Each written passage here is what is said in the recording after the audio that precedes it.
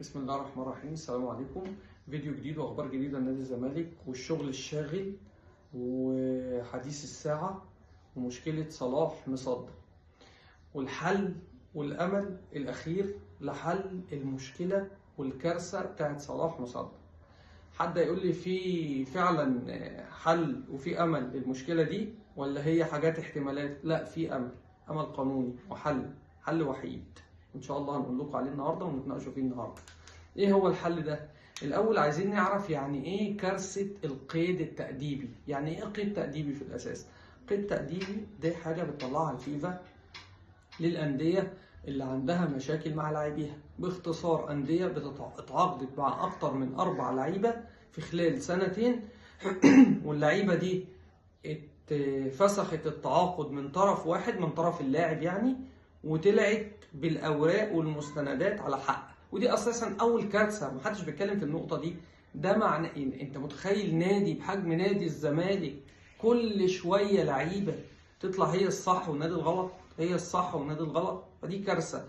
هنا الفيفا مش بيحارب ولا بيعاند الانديه ان هو بيوقف لها قيد، لا، بيقول لك كده النادي ده فيه مشكله، عنده مشكله، بيتعاقد بهبل، بيتعاقد وعنده كارثه ماديه.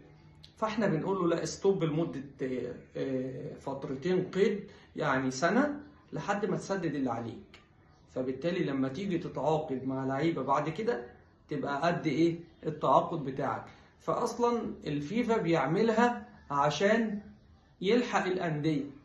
الحل اللي عندك وخد، زي ما واحد كده عمال يشتري بالقسط وما بيسددش، فواحد بيقول له لا، ستوب بقى، لما تسد اللي عليك يبقى خد جديد. فهو مش بيحارب ولا يعاند. ودي النقطة الفهم اساسا ان الناس تفهمها، ان اساسا هي دي يعني من اصل المشكلة، تفهم ان هي دي مغزى الحل.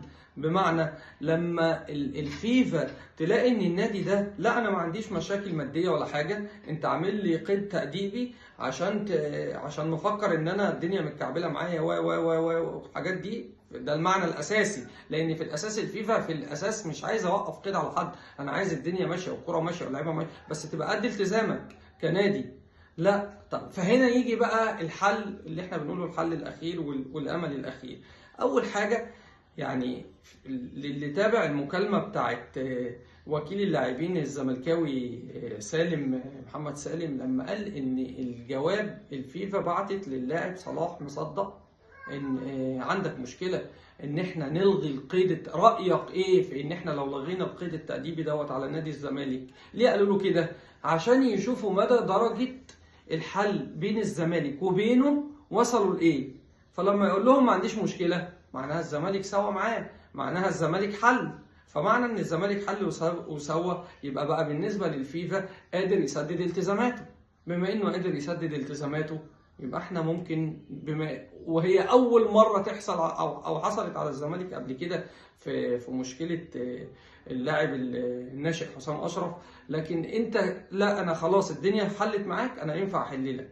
فالخطوات بتبقى ماشيه ازاي بقى؟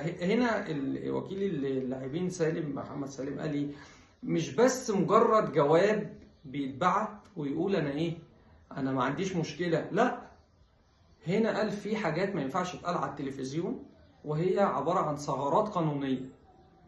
دي الجمله دي لو اللي سمع الحديث بتاعه ركز في الكلمه دي. هنا هو ده الحل هي ثغره قانونيه. الثغره دي باختصار عباره عن ايه؟ انت دلوقتي اساسا كفيفا بتوقف على النادي في حاله ايه؟ انه عنده 4 لعيبه هو كان الطرف الخاطئ فيهم في خلال سنتين. فلما بيتغير الاوراق من خلال اللاعب اللي هو صلاح مصدق، ان هو بشكل ما يطلع نفسه غلطان عكس اللي كان بعته الاول، دي اللي هو قال لك التركايه اللي يتحل على اساسها. فبيتبعت مش بس انا ما عنديش مشكله، لا، ان كان النادي على حق.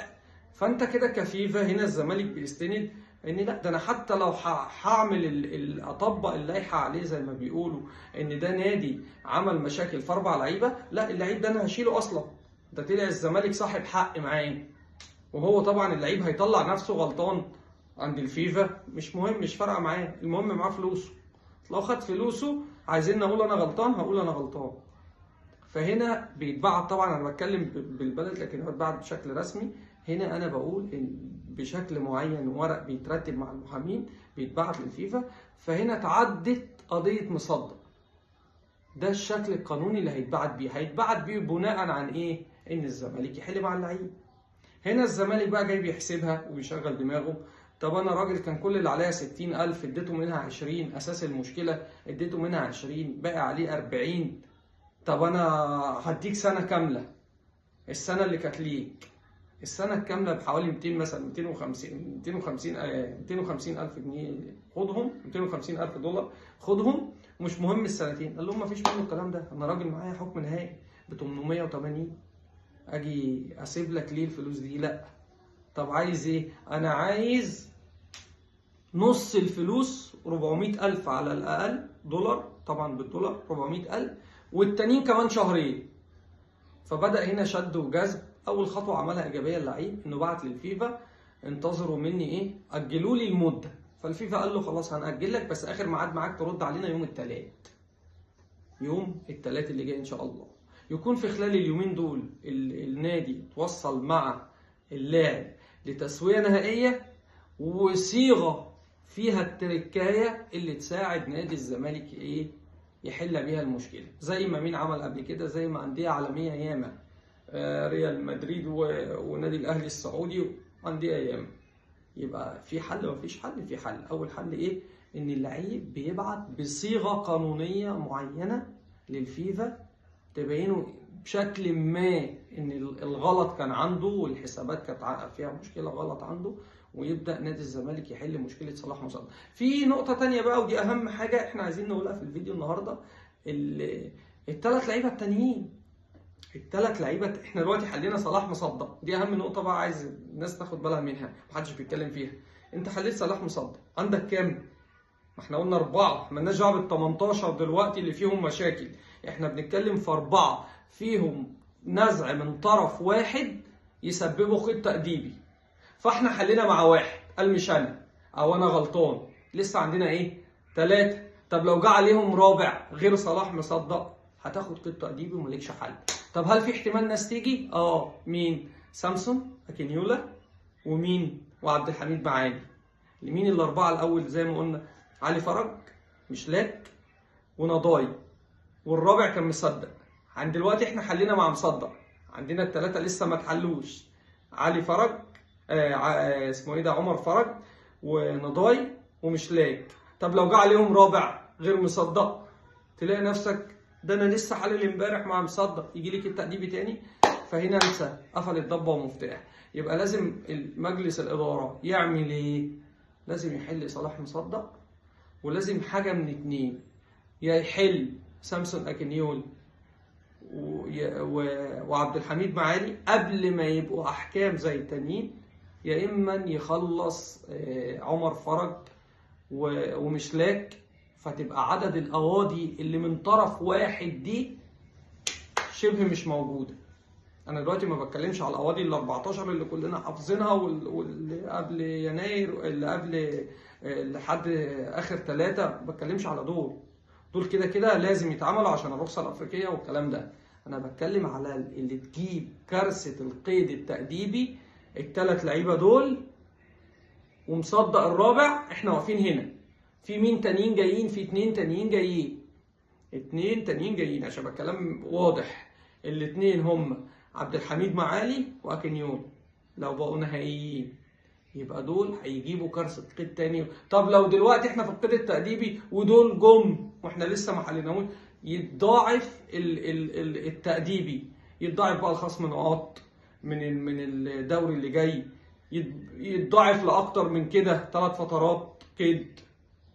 يبقى انت لازم تلحق الكارثه دي والكارثه اللي جايه.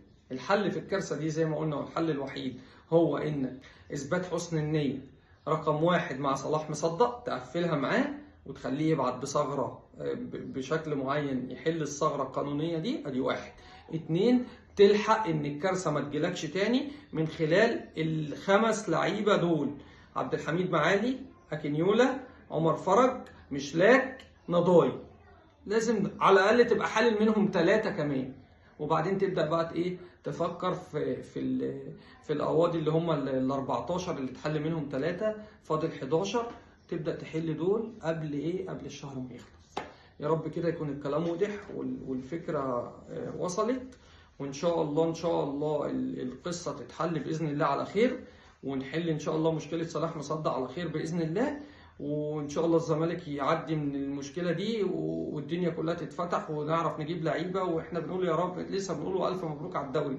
فان شاء الله تعدي على الف خير، وان شاء الله عندنا اخبار مهمه عن اللعيبه وعن اللعيبه اللي جايه وعن اللعيبه اللي كانت المفروض تيجي، ولا قدر الله لو القيد وفضلنا على كده، وحاجات تانية ياما ان شاء الله هنقول لكم عليها في الفتره اللي جايه. اشوفكم على الف خير، شكرا ليكم، سلام.